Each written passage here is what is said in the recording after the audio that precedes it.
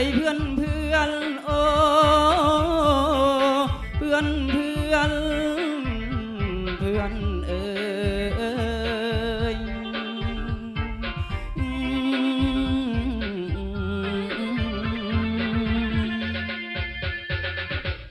ข้าขอกล่าวความสัมพันธ์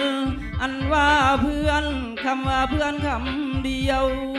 มีความหมายเพื่อนข้ามีแท้จริงทั้งหญิงชายอยู่โรงเรียนกฎหมายรุ่นสี่เอ่ยในนั้นมีพระสงฆ์สององค์ห่วมเปิดตำลามารวมบ่อนิ่งเสยรวมทั้งหมด45พอดีเลยลงทะเบียนเปิดเผยเข้ามาเฮียนใช้ชีวิตร่วมกัน3 เดือนกว่าพร้อมพากันศึกษาและขีดเขียนพร้อมพากันค้นครัวและห้ำเฮียนพร้อมพากันภาพเพียนเพียนวิชาพร้อมพากันแลกเปลี่ยนแนวความคิดใช้ชีวิตร่วมกันแก้ปัญหาพร้อมพากันถอดถอนเอาวิชาพร้อมพากันซ้อมหาสิ่งที่ดีพอได้อยู่ร่วมกัน3 เดือนผ่านจากเพื่อนบ้านกลายมาเป็นเพื่อนที่ดีเป็นเพื่อนหักเพื่อนแพงผูกไมตรีเป็นเพื่อนร่วมที่มีอุดมการณ์สิ่งที่ลืมบ่ลงคงคิดออกบ่ต้องบอกก็หูดี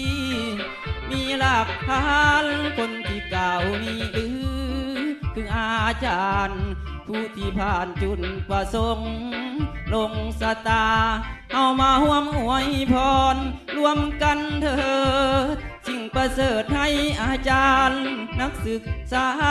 จะขอกล่าวสื่อเสียงเรียงกันมาอาจารย์ที่มีเมตตาสื่อสอนใจจารย์ทองมีก็โดดเด่นสมศักดิ์ศรีรัตนสุขีเสียงสดใสจินรัตดาก็สอนดีเข้าใจไวอนุสรณ์ก็แจ่มใสมีไมตรีจานปีศาจจิตใจใสบริสุทธิ์จานชมใสมีมนุษย์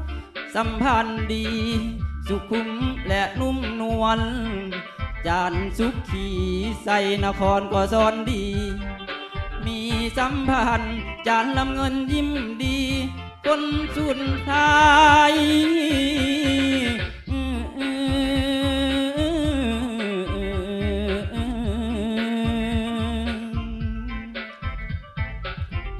จานลำเงินยิ้มดีคนสุดท้ายให้อาจารย์ทั้งหลายจงสุขสันต์พวกนักเรียนทั้งหมดมารวมกันอวยพรให้พวกท่านจงโชคดี